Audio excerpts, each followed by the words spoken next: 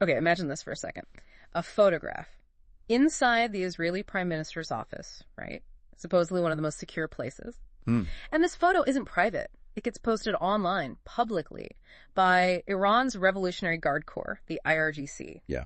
Pretty staggering when you first hear it. And the messages they attached, I mean, really chilling stuff. Things like, do not test our capabilities. We intend to keep you living in a state of constant anxiety. And we see you, we hear you, we are inside your walls, sleep lightly, stuff like that. Exactly. It wasn't just some vague threat. This was proof. A real breach of a space everyone thought was, well, completely locked down. Undeniable.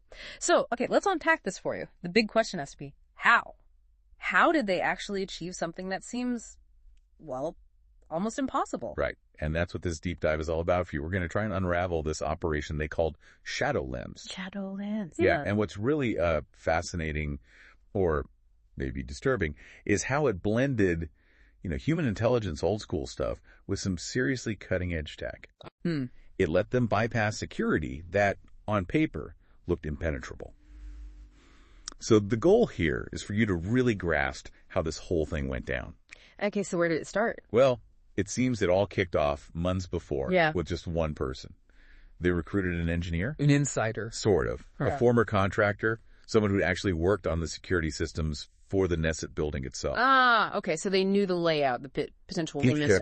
Apparently provided critical schematics, gave them insights into vulnerabilities in the surveillance network around the PM's office. So that human element, getting that initial intel, how critical was that? Was it like the absolute key or just one piece? Oh, absolutely the linchpin. Yeah. We talk about the tech and it's impressive, but this whole thing really shows how one well-placed human vulnerability can basically unlock the door for all the high-tech stuff. Yeah. It changes the whole calculation for espionage, doesn't it? It really does. So once they had that human intel. Then came the tech. A custom-built micro-drone. Tiny. Engineers from the IRGC's aerospace division apparently put it together. Micro-drone. Like, how small are we talking? Descriptions say no bigger than a bird. It used satellite navigation, very precise, and crucially, had this cloaking system. Cloaking? Like invisibility. That sounds like sci-fi. Well, maybe not full invisibility, but it made it nearly invisible to radar and infrared detection. Think of it like active camouflage against electronic sensors. Okay, that's pretty advanced, but what made this system stand out? I mean, stealth tech isn't brand new. It's the combo, right? Super small size plus defeating multiple detection types at once. And the timing. That was critical, too. Tracking. They did it during a scheduled blackout test, a routine test of Israel's internal communication systems. Ah, so a known window where some systems might be down or degraded. Exactly. A pre-planned disruption. It created this perfect, very brief moment where key surveillance, maybe counter-drone stuff, was offline. Clever. Very clever planning. So it gets in during the blackout. Right. Crosses from Syrian airspace, flies deep into Israeli territory, completely undetected, apparently. Yeah. Then it uses a kind of magnetic grip. Magnetic. Yeah, to just latch onto the outside wall of the Prime Minister's office building, the facade itself. Wow. Okay, so it's literally stuck to the building. How did it see inside? Through the windows? Yes, and this is maybe the most surprising part. It used a microscopic camera lens. The tech, apparently, was based on stolen European optical designs. High-end stuff. Full-on tech. Which let it capture high-def images right through the building's tinted windows. Windows that were supposed to be, impenetrable to this kind of thing. Like looking through clear glass.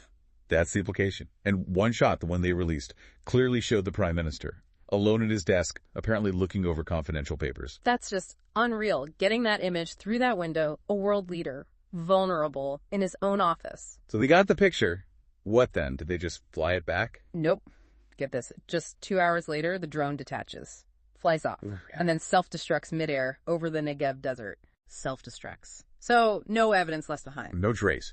And IRGC didn't immediately release the photo either. They waited. Then put it out through anonymous online accounts. Maximizing the psychological impact, I guess. You got it. And the global reaction was immediate.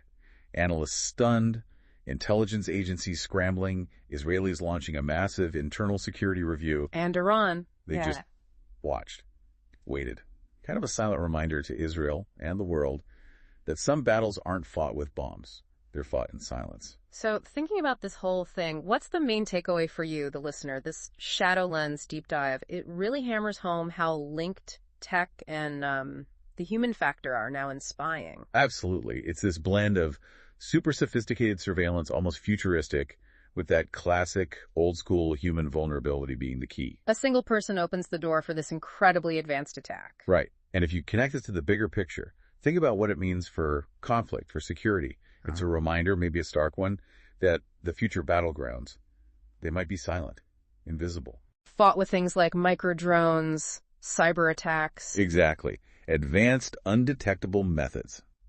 It shows that even the most physically secure place is only as strong as its weakest human link. Yeah. And it weaponizes anxiety, that constant anxiety they mentioned. Yeah. It fundamentally changes what we even mean by a secure space, doesn't it? Even when nothing is happening, the possibility becomes a weapon. So for you, keeping track of these global shifts, Shadowlens isn't just some news item. It really shows how the rules are changing quietly. It makes you consider, what does it really mean to live with the weight of our eyes upon you, as they put it? A world where maybe even the safest rooms aren't safe from unseen threats. How does that affect, our basic sense of privacy, of safety in this hyper-connected world? Something to think about. Why do millions turn to News Asia every day? Because facts matter.